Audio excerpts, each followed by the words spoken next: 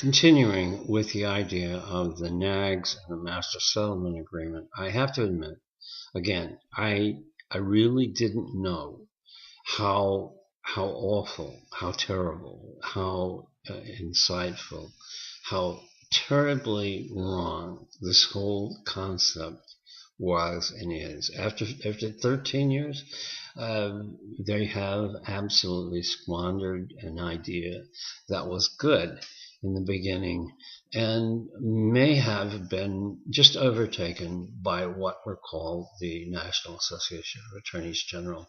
And these change, this is an elected field. This is an office holding. And the original ones had their own little lawyers and their own little staffs that they obviously were paid. And I know that Scruggs and Motley and the Rice firm and the other people, and I don't want to deprive them of their livelihood, but a bit excessive. Don Barrett, Dickie Scruggs, of course, and making a whole lot of trips into other states. And so the captive audience here was the people who were going to be the winners. And I pointed out, and I'll review this quickly, what was the Master Settlement Agreement and what did it do? What did we get from it? It's been 13 years. And what do you have? Well, the purpose of it, as I understood it, and now I'm reading a review of it from a legacy tobacco document library, Wikipedia, and the whole idea, as I thought it was, to recover for the Medicaid health care costs. And so this was where the bandwagon began. This is where Don Barrett and Dickie Scruggs started thinking along the lines of what was called the Lewis theory.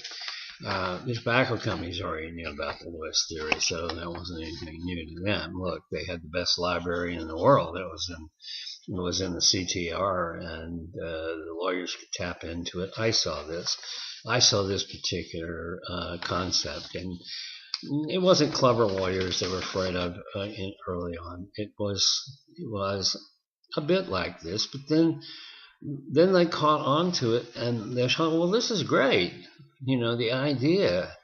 And so I began to realize that if they ever realized themselves, if tobacco ever gotten in the corner, and David Burnett could not get them out, if anybody could do it, he could. Then they would be in a position to settle with the states for protection. This was not a new idea. This was something that appeared to the concept of the Lewis theory and the amorphous plaintiff. This was just a protection, and it was either going to be the federal government to immunize the tobacco companies, or it was going to be the states, and states were the preferred ones. They had workshops in every legislation, every legislative body in every state.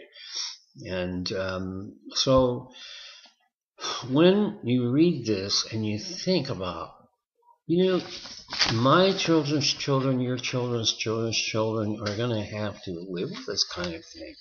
And the idea is what have they done? What did they do with okay, the lawyers obviously were in there for greed and avarice, and that's avarice and greed and getting what they could.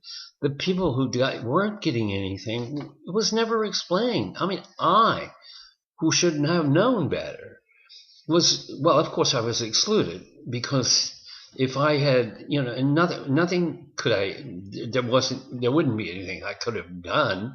I just went along with them, knowing that they were going to end up with the right idea, not to immunize tobacco. I mean, these are killers. This is a killing institution. I've got nothing against them except think hard on this. This is the last way. Because in generations to come, you're increasing their longevity by the fact that you're you're basically creating their defense. But as I said, they were trying in the first agreement. They were going to exempt them entirely from anything, except tobacco, which really never got to be a problem of health. But what are we about? Tobacco is like the oil gush in the Gulf. It's like the man in England who explained it away. It's so big. It's a big ocean out there. And what in the world? Why you're worried? Everything can be absorbed. Well, for some reason or other, I believe we've never really gotten away from Britain. And certainly in BAT and British American tobacco, why is it that we are always having to suffer in some way or other? Are we still in the stage of being attached in some way? We have oil, we have drilling out here in the Gulf Coast and close to New Orleans, and it goes all the way over to Florida, and then finally it's way away from England, so they don't have to worry about it. But this is a product of idiocy. This whole concept, I can get the idea where you're going to recover health care costs. But did you do that? Or are you doing it now? And in the future, will my children's children benefit from your recovering health care from Medicaid? No. The reason it's Medicaid is because it's state expense. And that was the whole concept. But then there was this treaty. It was not the Versailles Treaty. It didn't tear the heart out of the Axis, out of the Germans and their friends.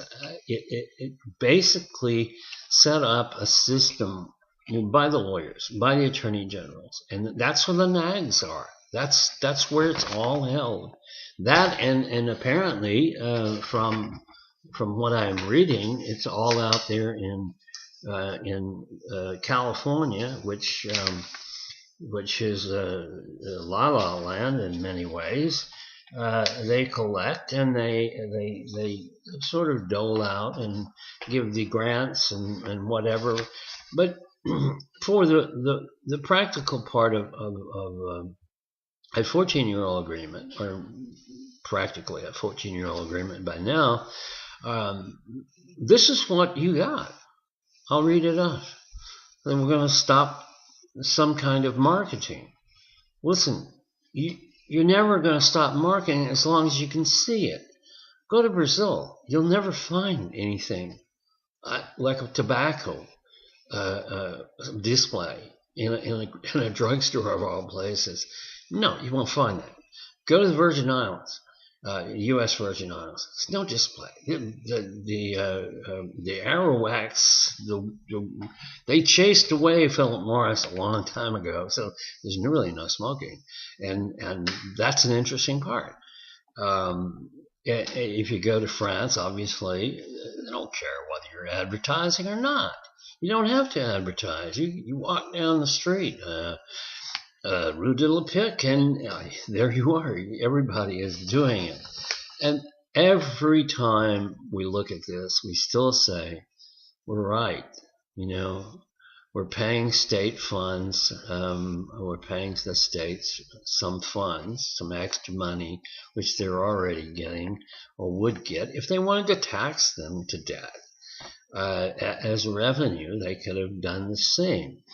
And of course, that's a write-off to the tobacco industry as well. So the other parts of this agreement that the NAAGS are protecting is rearing up raising another silly little outfit, another little silly organization called the American Legacy Foundation. I know. You're supposed to respect these organizations that come out of nowhere, and by the way, you've got a project called Truth, and that just happens to be one of the things that the tobacco companies were using in the 60s as well, called Truth, Project Truth. And so how different are you from them? You're not. You're just simply perpetuating jobs, and maybe that's a good idea for you. And yet, think of it years from now, and children's and decades from now. It's not worth it. You you you you falsified everything. This whole idea is nothing but a falsification of the purpose. Certainly, my purpose in being in this, and I'm reading this actually for the first time. I didn't know how this master settlement was set out, but number 5, it says that you know you're there's something that came out of this that had to do with this 25-year agreement, which would make everybody happy. And I don't think there's been anything of substance. I mean, certainly the American legacy is not substantially any different from what Ash was doing way back in the 60s. Or I think the very interesting part is what tobacco did get. They got everything they wanted. They got you to get rid of CTR and TI. Tobacco Institute and Council of Tobacco Research they were criminal organizations. You could have done something with them. But then someone, I think it was a private group of lawyers, decided, well, why don't we go after RICO? Under the racketeering, but civil RICO. I mean, that's where the money is, not criminal RICO. How can you imagine having lawyers in jail? Lawyers in jail is criminal. That's wrong. You just don't do it. Not for heroic people who have done so much. And wait a minute. That's a wrong thing to say, because there are some lawyers in jail. And so greed and avarice, and skip it on, go on down the road. But the point is that they're crowing. The tobacco legacy site on Wikipedia is crowing about the history of the $8 billion, which really amounts to $8 billion a year. That's all it is. And it's supposed to go to something, but it goes to highways and roads, I'm sure. And so, in effect, what you have is you dismantled a criminal enterprise, or two of them, the CTR and the TI, and they were very happy about that because there was a lot of information there. And you're paying people. Somehow the agriculture department gets in there, and you're paying people not to grow. For some other substantially silly reason, and you opened a silly little library, which is basically, you can't find anything. I happen to know where the things might be, but if you want to find it, it's like going to Guildford, England, for bat documents. You're not going to find it. And finally, if you're looking at the really rash and stupid parts of this, you're paying off in perpetuity for something that's going to end up in the roads and highways. It's legislatures. So where is all this house? Who is the keeper of the seal here? Who has the authority? Well, I can't imagine, but for 10 years, part of the agreement was, let's pay the NAAGS, the Attorney General's $1.5 billion for 10 years. Okay, this is tobacco money. It's okay, fine. But what did they do with it? Who's driving their Bentleys now? It's an abrupt causal kind of dubious honor to be associating myself somehow with the purposes that they've set up. And of course, they are purposeless. There's no reason for them. They have nothing. There's nothing here. And with that, I think my purpose is to expose them and to say, hey, I really didn't know what you finally ended up with. But 14 years later, I'm looking at it, and there's nothing whatsoever. So what did I do this for? Why did I do this? Well, I'm going to try to tell you throughout the rest of this. This is the second part of the NAAGS.